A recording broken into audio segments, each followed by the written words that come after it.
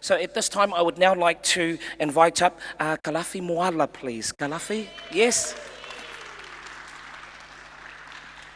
Thank you, Ma'a. You know, I was wondering what happened to your hair. Then I thought, I'm thinking of Ma'a Nonu.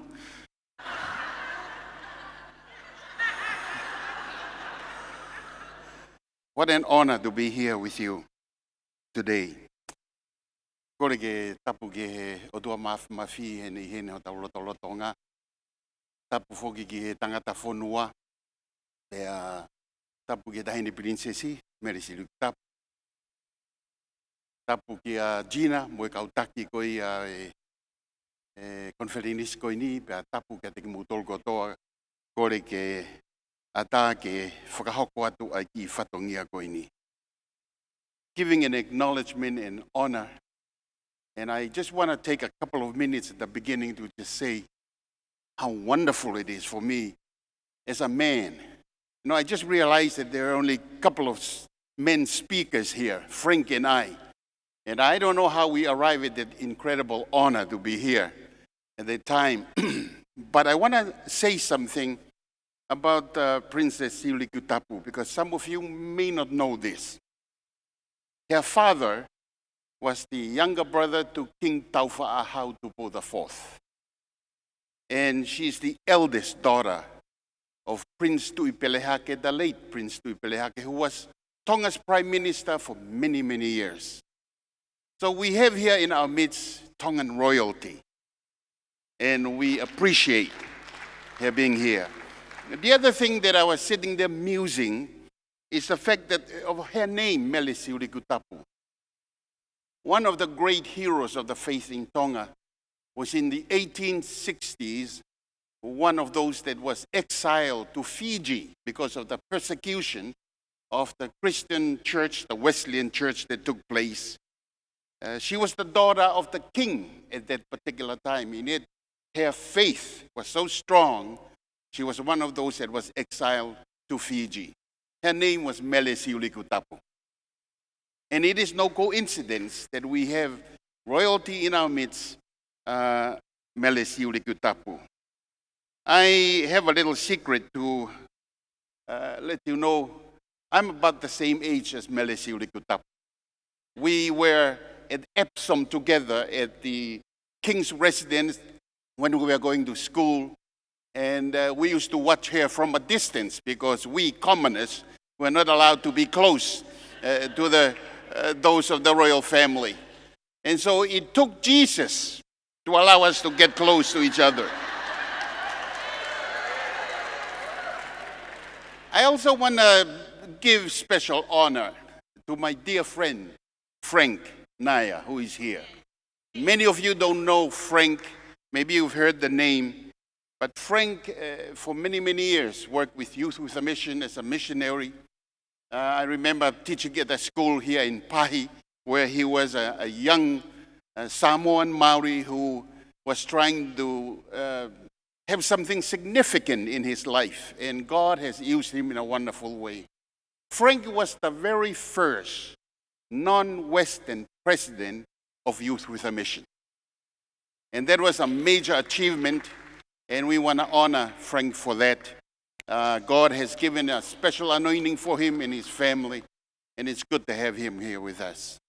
There are so many people here. Gina, I have not had the honor to fellowship you closely, but I've heard all kinds of stories, all good stories.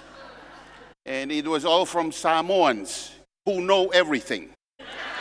Remember? Not from Maori who knows nothing. Thank you for having me being here. I work in an industry that often is an industry where you come out at the end of the day very depressed. And it's the media. I'm a journalist. And every day we have to deal with things that are wrong with the world and with the government and how the economy is not doing well and all the situations at the courts, what's happening there. Being here has been very, very refreshing to me. and you have hope and good news that have been coming through. If there is a biblical framework that I want to use to frame my comments this morning, and they're all going to be very, very brief. It's Genesis chapter 12 about Abraham, or at the time he was called Abram. And he went through, of course, later a major identity change. They changed his name from Abram to Abraham. But here is this man, a very successful businessman. He had a family, had a wife, no children. He was there with his father, and there were his brothers, nephews that were there, young guy by the name of Lot. And one day God visited them. You know, whenever God visits, there's an earthquake that takes place. And God comes to them and said, Abram, I want you to go. In fact, I want you to leave. And I want you to go to a place that I'm going to show you. You see, when God tells us to go, it's to go from something to something. From somewhere to go to another place. In fact, the term that's used in other translations is to leave. And it's always very definitive what God tells us to leave from. He tells Abram, leave from your country, leave from your people, and leave from your father's household. Very, very specific. Leave your country, leave your people, and leave your father's household. Where he was going was very, very vague. He says, where are you going? I will show you. In other words, once you step out from leaving, God will show us where to go. It's kind of difficult when you go into a travel agency and then they say, where are you going? And say, well, I'm going to a place called He Will Show Me. Get me a ticket there. You see, it's always the same in every generation. God is always specific about our leaving. And there is a movement every time God comes to us. And the movement is to move away from the status quo, where we are at, to move to something new. If you're like me, I'm someone who always tries to figure things out. I try to analyze it, what it's going to be like, the future, where we're going. God says, don't worry about it. I'll show you. Once you leave, once you step out, I'll show you. 3 weeks ago, I was in Canberra at a conference at the Australian National University. And the conference was about the state of the Pacific. And I was asked to come in there and do a presentation on the state of Tonga. There were people from Papua New Guinea, from the Solomons and Vanuatu, Samoa, giving a presentation of the state of their different countries. I want to share with you very briefly what is the state of the Pacific, because it is part of the understanding that we need to have concerning the movement that God is bringing about. To move from something that is very clear, very defined, to something that we don't know about. Something that it takes faith, something that it takes vision, something it takes courage for us to move to. The first thing that happens in the Pacific that we need to notice with any movement is that there is a shifting that takes place. You cannot be part of the movement or part of obedience to the Lord without a shifting. In fact, the best way I try to call it is shift happens.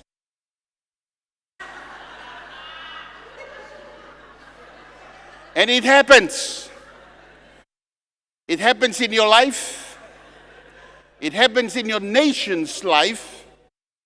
It happens in your church. Oh, God help us. It happens in every situation that where there is a shifting that takes place. First of all, there are just a few things that I want to refer to here that's happening in the Pacific. First thing is that there is a geopolitical shift that's taking place. The Pacific is no longer dominated by the British, by the Americans, or by the French. Since the Second World War, the dominant power in the Pacific have been the United States with all of its alliances. But about 50 years after the war, there's been an emergence of a new power that is coming into the Pacific. And that's changing the way we live in the Pacific. That new power comes in from Asia. They're led by the Chinese, supported and followed through by the Indians, and the South Koreans and the Japanese are the staple powers in that shift. It is so evident today, there is no way that that shift is going to just come in temporarily and pull out. There is a change of power that's happening in the Pacific, and we must be ready for it. Many different countries, including Tonga, are complaining about the Chinese. They're saying, there's Chinese everywhere. They're dominating our economy.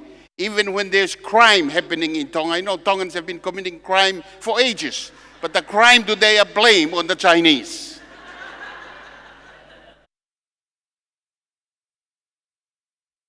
Everything is shifting geopolitically, even the language. If you have children from the Pacific, get them to start learning Mandarin Chinese. Forget about the French, they're no longer significant. And forget about English.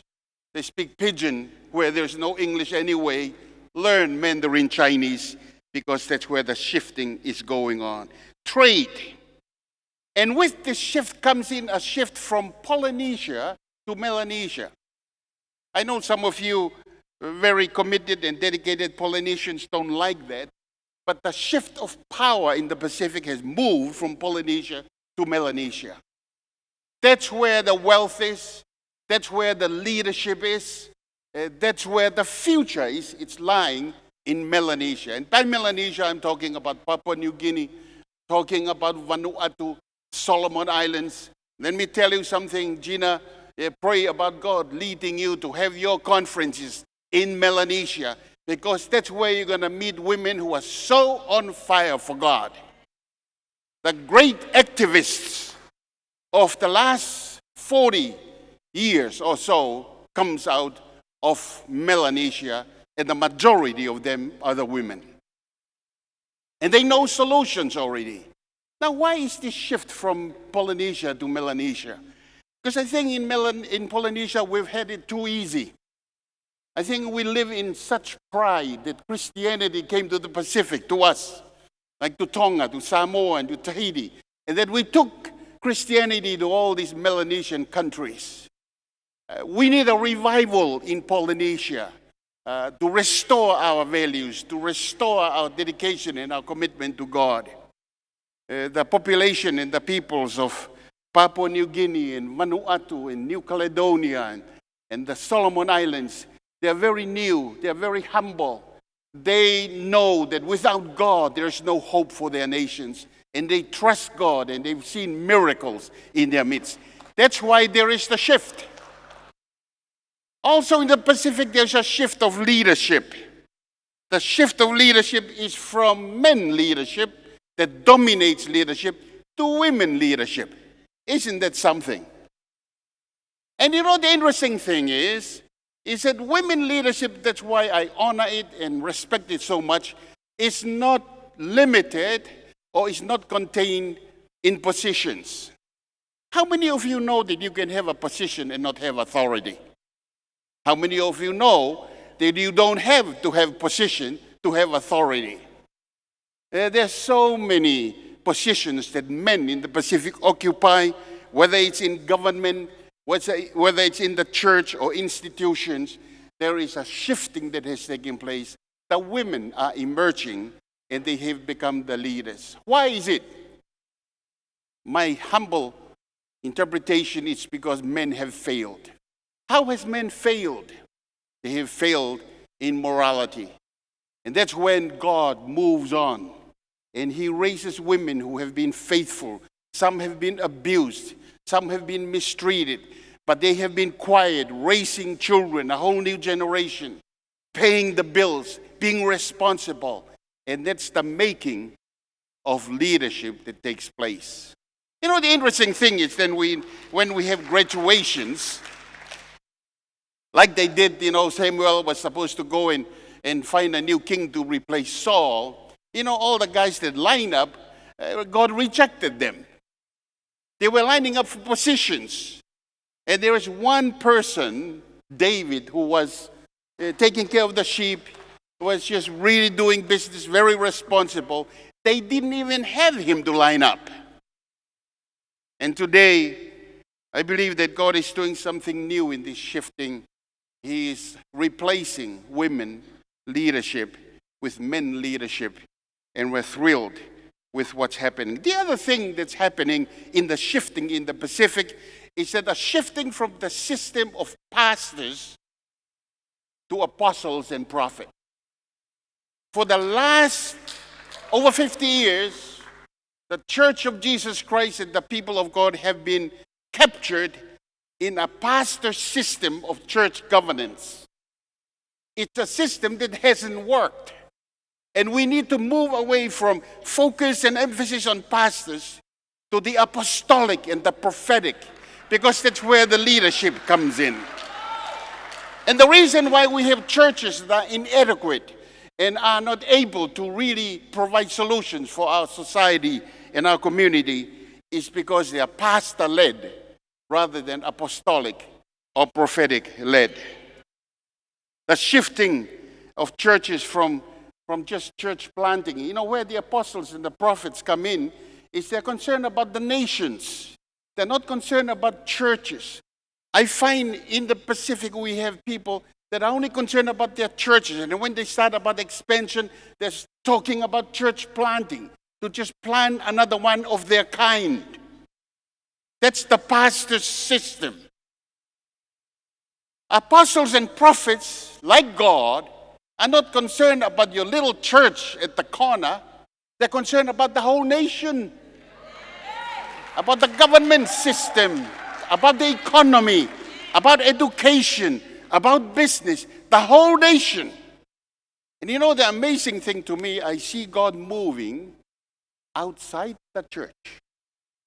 And He's raising up leadership in the nations.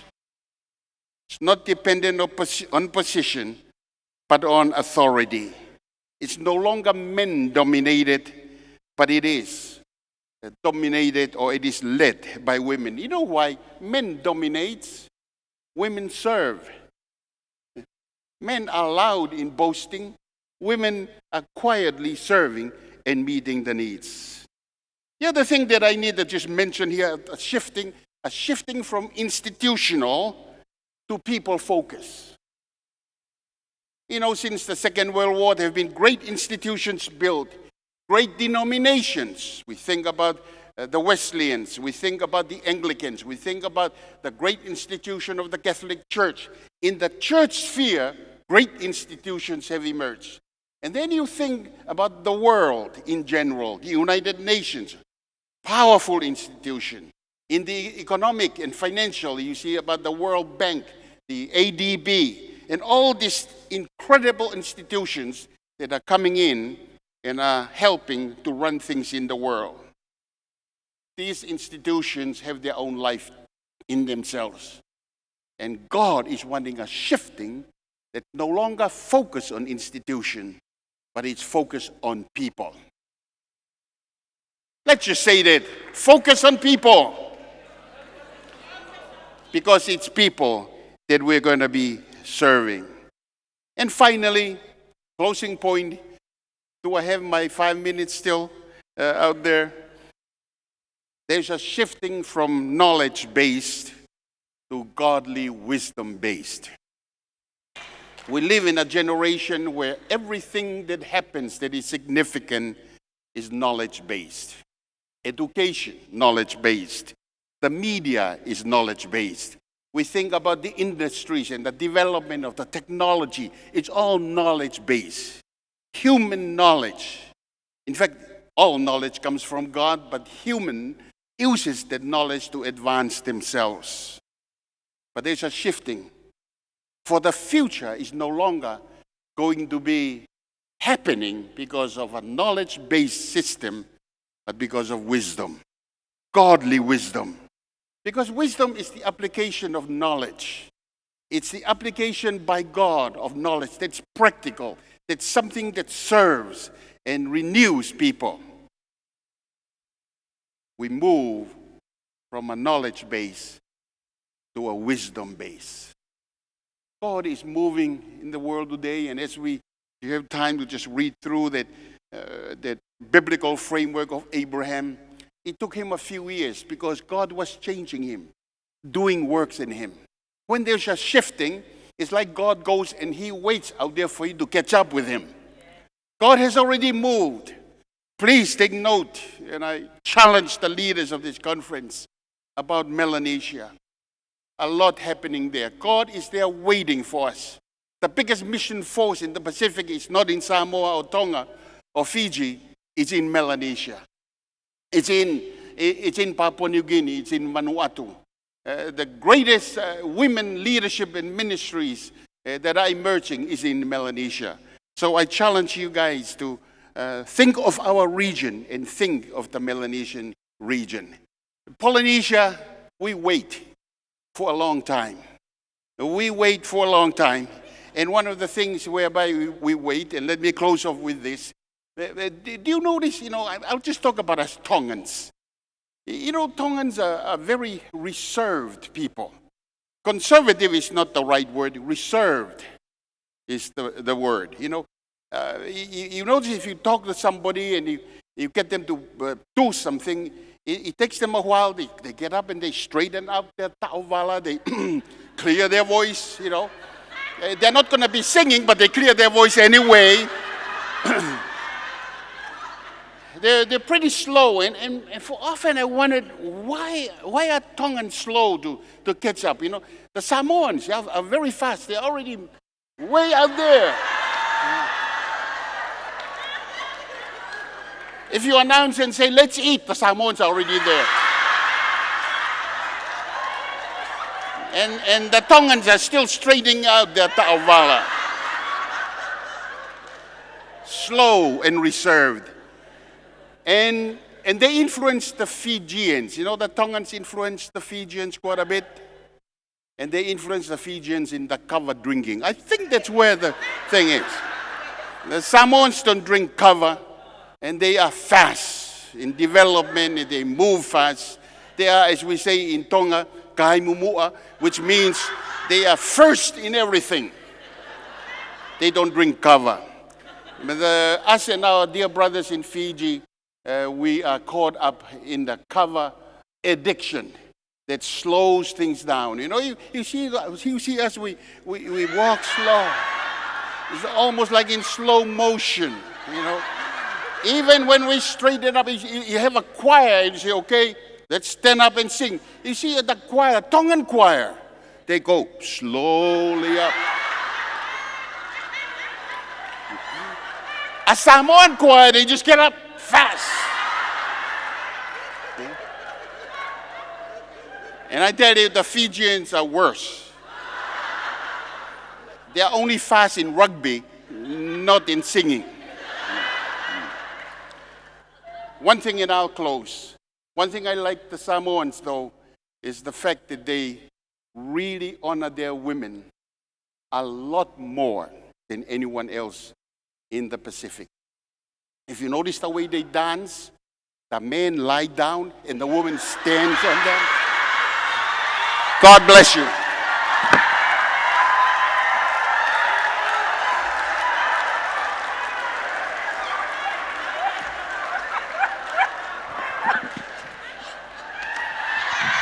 Malie.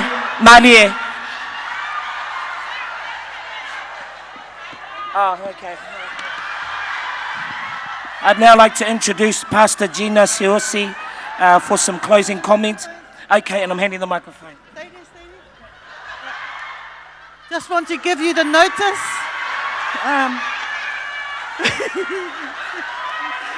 We have been asked to go to Vanuatu. We want to go to Niue. I just want to let you all know, I release you, ma'a. Arise, shine, arise, shine.